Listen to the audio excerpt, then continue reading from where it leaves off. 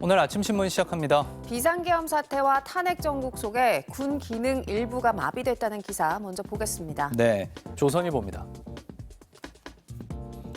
김용현 전 국방부 장관이 검찰에 긴급 체포됐고 비상계엄 선포 당시 국회 등의 병력과 요원을 파견한 장성들도 잇따라 직무 정지됐죠.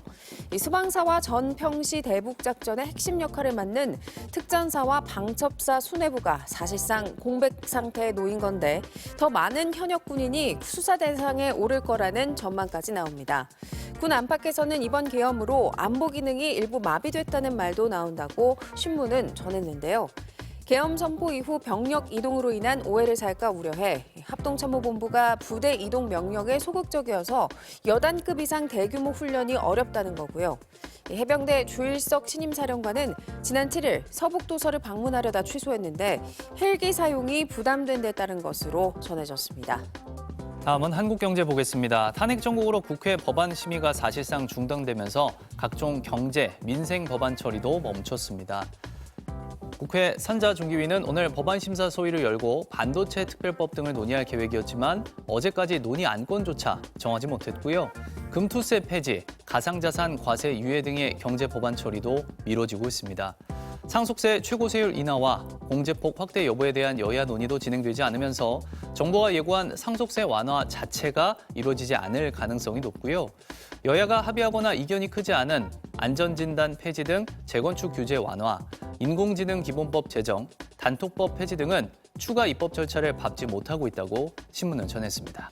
관과도 분위기가 뒤숭숭하기는 마찬가지라는 국민일보 기사입니다.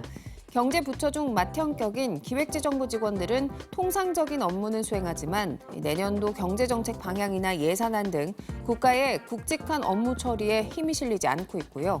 다른 경제부처에서는 외부인과 접촉 시 조심하라는 말이 공유된 것으로 알려졌습니다.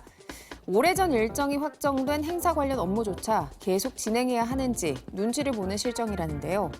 관가에서는 정치가 경제를 뒤흔드는 상황이 막막하다는 목소리도 나오고 있다고 신문은 전했습니다.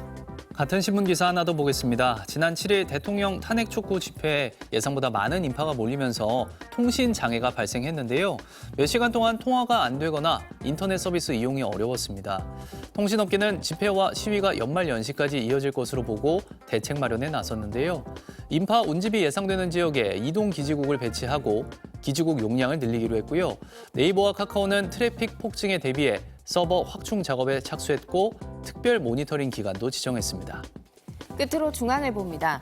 비상계엄 사태로 의대 증원 추진도 불투명해진 가운데 올해 수능에서 표준 점수 기준 수석은 전 과목에서 만점을 받은 현역 의대생이 차지한 것으로 추정되고요. 의대 증원에 따라 N수생들이 몰리면서 고득점을 차지할 거라는 전망은 현실로 드러났습니다. 수능 출제기관인 한국교육과정평가원에 따르면 수능 만점자는 전국에 총 11명인데 이 중 졸업생이 7명이었습니다. 입시업계는 올해 선택 과목에 따라 수능 만점자도 서울대 의대에 떨어질 수 있다는 분석을 내놓고 있는데요. 이과 강세 현상도 두드러져 수능 만점자 11명 중 10명은 이과로 분류되고 있습니다. 지금까지 오늘 아침 신문이었습니다.